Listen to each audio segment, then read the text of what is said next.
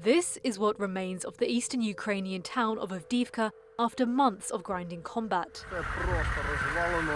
Ukraine's top military commander ordered troops to pull out of the besieged town on Saturday, giving Russia its most significant battlefield victory since taking Bakhmut in May 2023.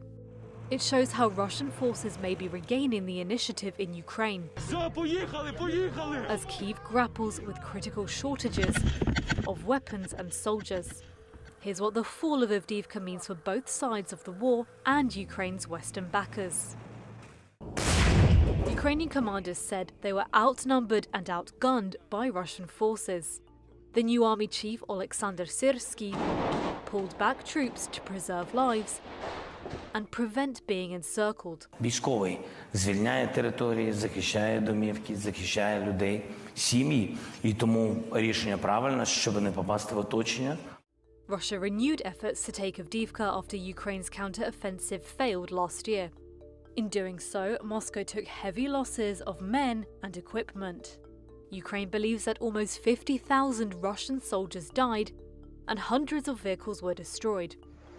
Despite this, capturing Avdiivka is key to Russia's aim of securing control of the eastern Donbas region. Military analysts say this will allow Moscow to develop Donetsk as a major logistics hub.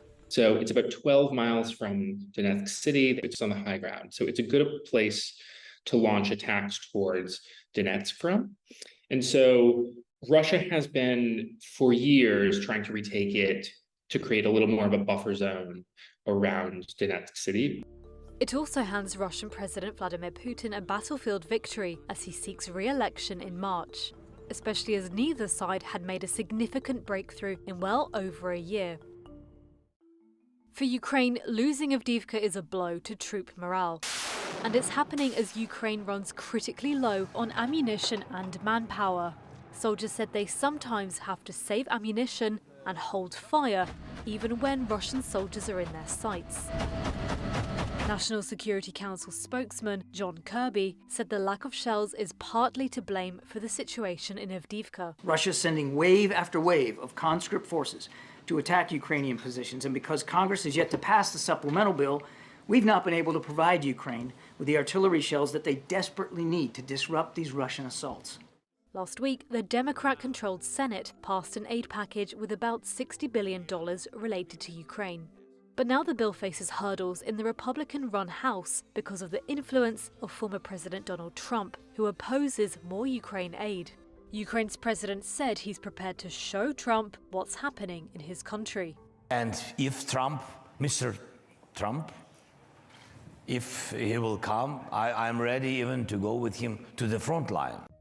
Military analysts don't believe taking Avdiivka will decisively tip the war in Russia's favour. It's not a major crossroads, which are very important. There's not a major rail line, which Russia uses to move supplies. So it really would just be a symbolic victory. Russian gains show the enormous challenge Ukraine faces if US and European support wavers. President Biden said he told Zelensky he's confident that Congress will ultimately approve additional funding for Ukraine. The Ukrainian people have fought so bravely and heroically. They put so much on the line. And the idea that now, when they're running out of ammunition, we walk away, I find it absurd. I find it unethical. I find it just contrary to everything we are as a country. So I'm going to fight till we get them the ammunition they need and the capacity they need to defend themselves.